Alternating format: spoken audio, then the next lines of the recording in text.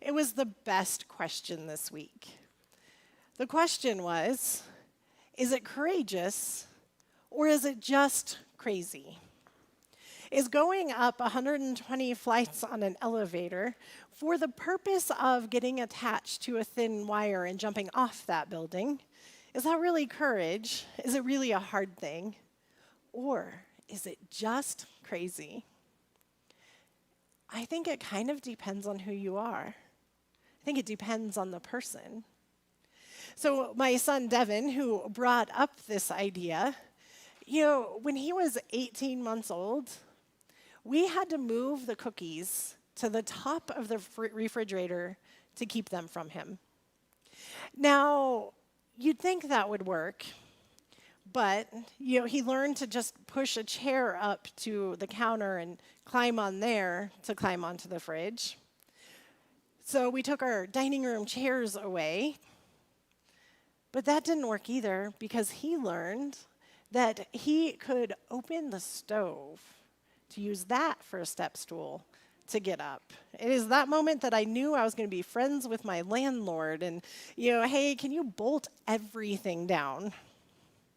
And it's not like he outgrew it. When he was 18 years old, he graduated from high school. He said, you know what I want to do? I want to go to class so I can get my CDL.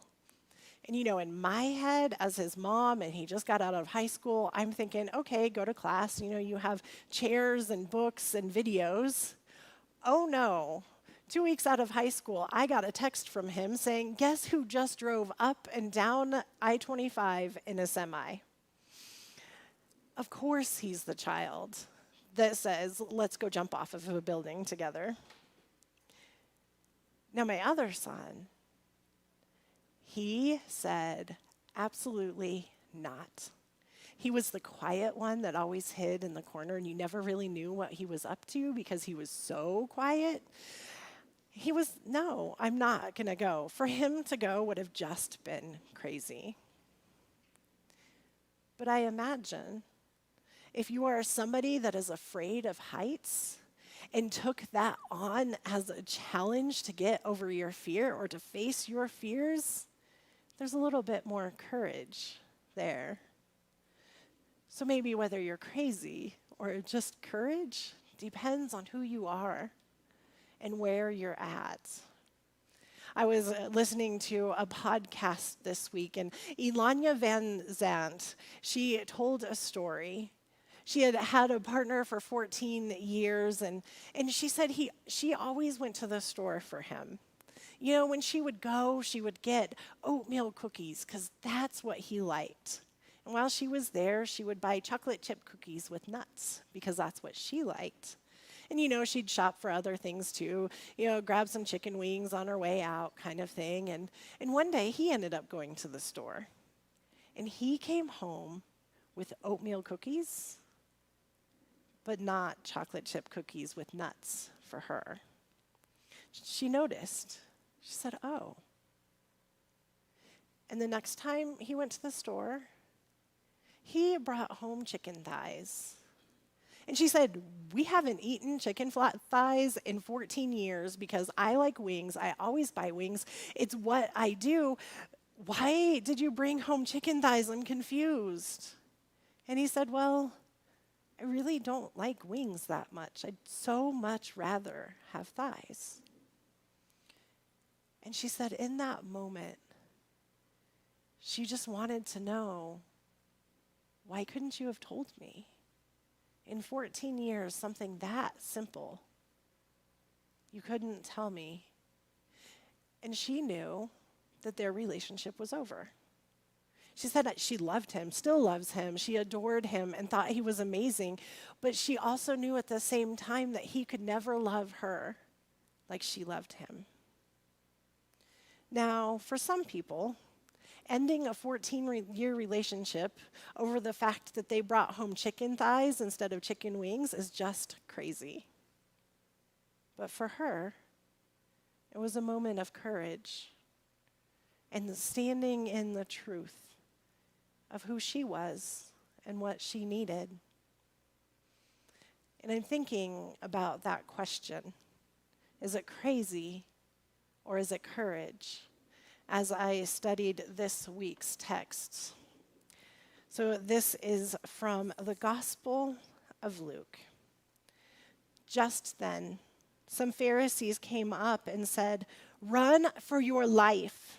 Herod's got your number. He's out to kill you." Jesus said, "Tell that fox that I've no time for him right now. Today and tomorrow I'm busy clearing out the demons and healing the sick. The third day, I'm wrapping things up. Besides, it's not proper for a prophet to come to the bad end outside of Jerusalem. Jerusalem, Jerusalem, killer of prophets, abuser of the messengers of God.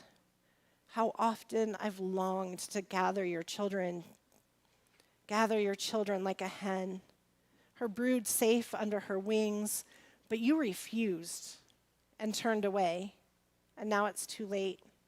You won't see me again until the day you say, 'Blessed is he who comes in the name of God.'"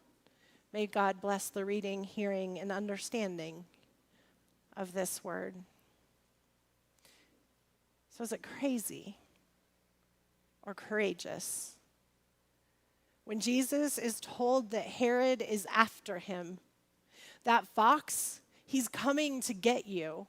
You are going to die when he finds you. And Jesus says, no, I'm staying right here.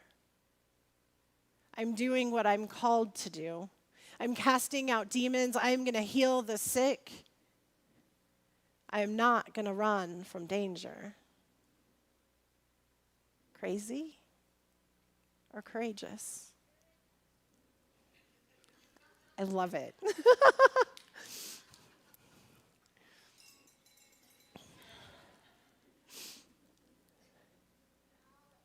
Because prophets are only killed in Jerusalem.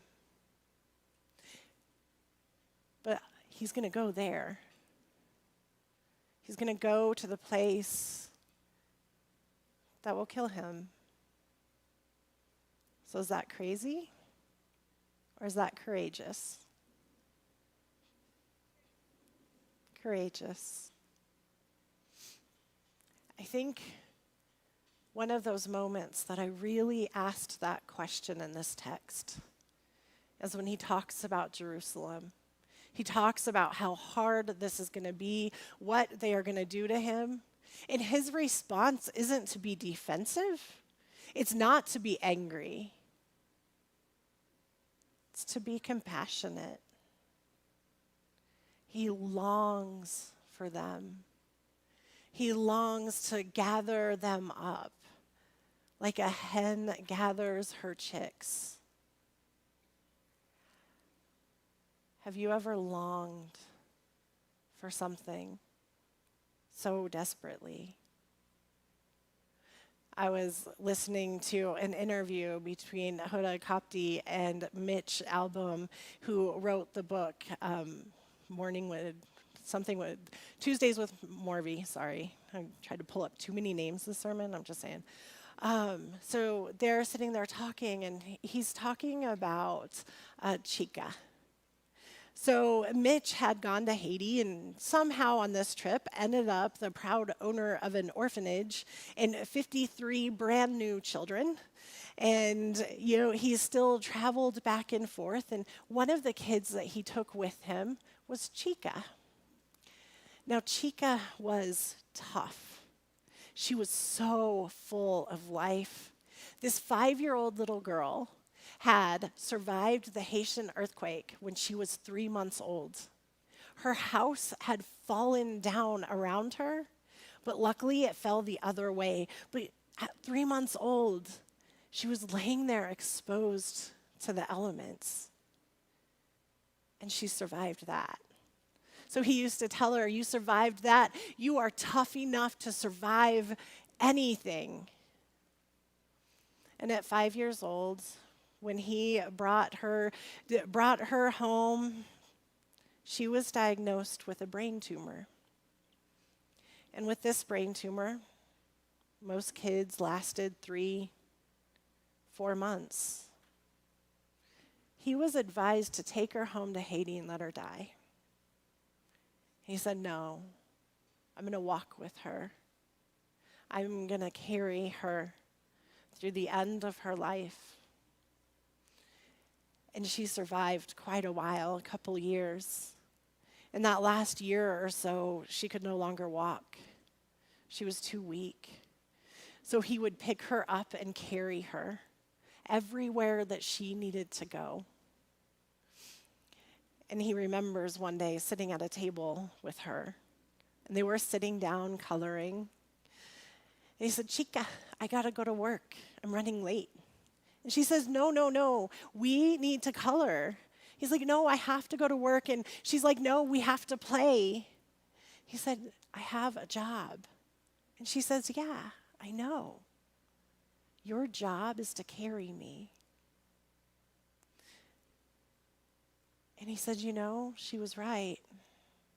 I mean, physically, yes, carry her. His job was to carry her everywhere that she needed to go, but his job was to carry her, to love her, to parent her. And when she passed away, Mitch and his wife, they cleaned her. They dressed her in a beautiful dress. And they carried her out to the hearse. And he said it felt like she reached out of that car directly into his heart and pulled half his soul away and took it with her. He says he so longs to carry her again, to feel her head. He said he can physically feel a longing to feel her head right on his shoulder, right where she laid her head. Crazy or courageous to love so deeply, to long so fully. Amen.